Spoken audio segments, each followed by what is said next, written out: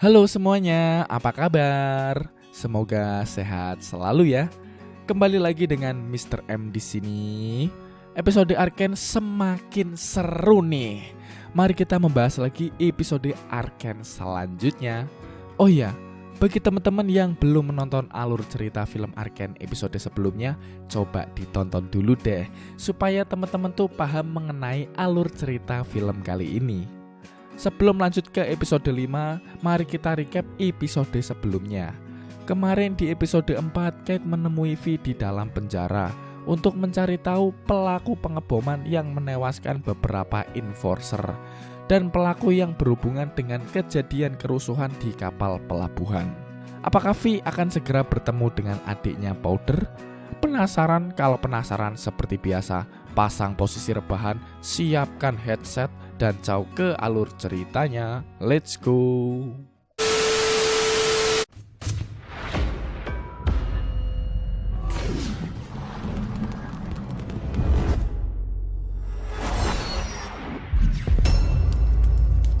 Penikmat film. Awal film diperlihatkan Kate yang sedang melakukan ujian menembak bersama Grayson.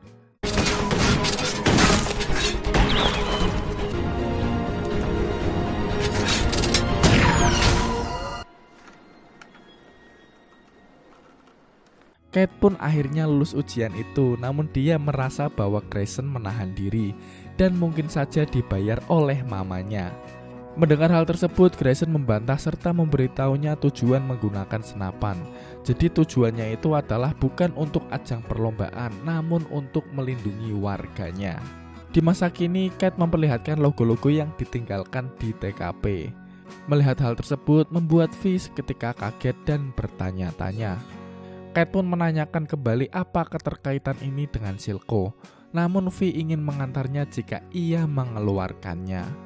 Kate pun akhirnya melepaskannya menggunakan otoritas Chase yang sudah menjadi dewan. Dan episode 5 pun dimulai. Lalu hari pemakaman korban pengeboman dilakukan di sana. Markus menjadi pembicara setelah dari pemakaman tersebut. Setelah itu Markus menuju ke Silco untuk memberitahu kenapa pengeboman terjadi. Dan ia ingin tidak bekerja sama kembali dengan Silco. Namun Silco mengancamnya bahwa dirinya lah yang membuat Markus menjadi syarif seperti sekarang. Lalu Silco pun memberi uang kepada para korban melalui Markus. Sedangkan Chase dengan Victor sedang berdiskusi tentang proyek mereka. Chase meyakinkan kepada Victor bahwa secepatnya proyek mereka akan dipublikasikan. Tetapi Victor menyangkal dirinya ingin sekarang untuk dipublikasikan. Lalu Markus pun datang menyela. Lalu Chase memberitahu Markus bahwa dirinya akan mengusut tuntas korupsi yang ada di Enforcer. Melihat hal tersebut, Markus pun hanya terdiam dan merasa resah. Tak lama kemudian ternyata sakit yang diderita Victor kambuh dan membuat dirinya tiba-tiba hampir pingsan. Kembali ke Kate dan Vi, mereka pun mulai mencari jejak-jejak Silco. Mulai dari mengganti kostum untuk penyamaran, makan untuk mencari informasi tentang Silco. Oh, Jericho, have I missed these? Unbelievable. I didn't break you out of jail to eat or anything, do you? Better than I remember.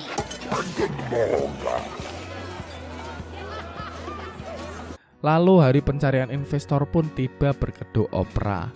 Jace ternyata diam-diam mencari kubu politiknya untuk kepentingan dirinya, mengincar para dewan bersekutu dengan dirinya.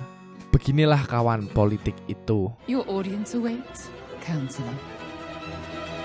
He's been quite the investment. Indeed.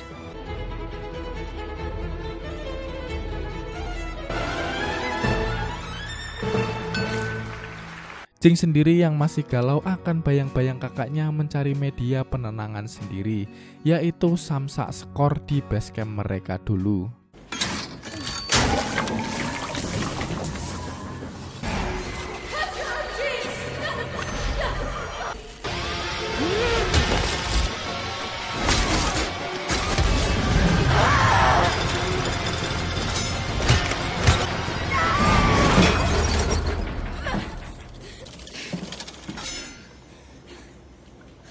Singkat cerita, V dan Kate pun menemui kediaman seseorang kenalannya. Melihat hal ini, Kate merasa ia sedang ditipu oleh V. Namun V menyarankan dirinya untuk lebih tenang sedikit, tidak usah terburu-buru, dan menyuruhnya untuk mencari laki-laki atau wanita untuk diajak ngobrol. Lalu V bertemu kenalannya, yaitu madam pemilik tempat itu. V mencari tahu keberadaan Powder. Di sana ia diberitahu sejak Vander meninggal, keadaan Xuan menjadi kacau tanpa pemimpin sekarang. Powder mungkin saja disekap oleh Silco. Sebelum itu, Madam memberitahunya untuk mencari Sevika terlebih dahulu untuk mendapatkan keterangan info yang lebih jelas. Keluar dari sana, bukannya mencari laki-laki, ternyata Kate mencari perempuan untuk diajak berbicara. Genre kesukaan nih. Lalu V meninggalkan Kate begitu saja karena terlihat Kate sedang nyaman mengobrol. Oke, lanjut di lain sisi. Jess merasa puas dengan koneksi-koneksi yang ia dapatkan di acara tadi bersama Mel. Lalu mereka berdua saling menceritakan background kehidupan mereka masing-masing. Sampai pada akhirnya terlena nyaman dan cinta pun tumbuh mekar. Yang akhirnya mereka ciuman dan bersama. Di lain sisi guys, partnernya Victor masih berusaha mengembangkan batu arken dengan hextechnya. Aduh, kawan fokus kerjaan ditinggal enak-enak. Namun tak lama kemudian Victor pun jatuh pingsan karena penyakitnya. Lalu darahnya pun masuk ke batu arken.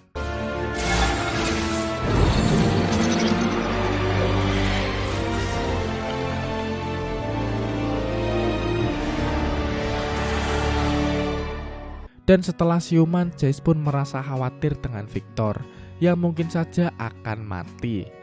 Serta mulai mengerti kenapa Victor ingin cepat-cepat dipublis karyanya.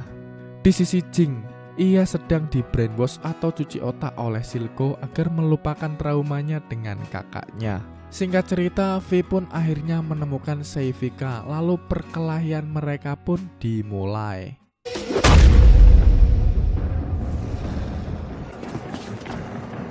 Vi? You filthy traitor.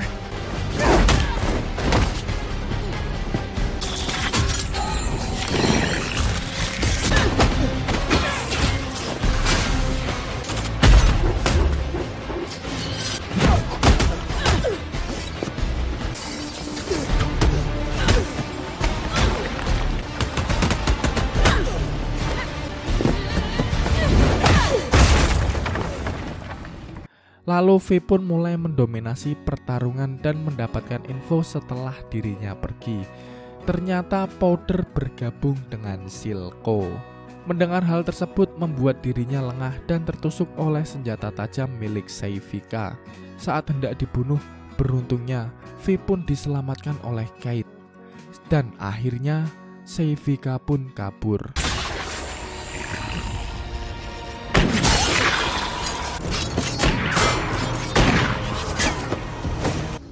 Why did you let her go? Do you ever say thank you? He's gonna know we're here now. My name is Caitlin. But you're so sweet. Sevika akhirnya pun memberitahu pada Silco bahwa V telah datang dan episode 5 pun selesai. Wah, si Silco mulai panik nih ternyata. Apa yang bakal dilakuin Silco teman-teman untuk mempertahankan Jing atau Powder di dalam komplotannya? Atau Powder akan bertarung dengan V kakaknya atau malah kembali bersama kakaknya dan malah menyerang balik Silco? Wah, sangat menarik teman-teman. Menurut kalian bagaimana? Komen di bawah ya. Jika kalian merasa terhibur, minta tolong supportnya dong. Klik tombol subscribe-nya supaya Mr. M bisa menghibur kalian semua. See you di next episode. Bye-bye.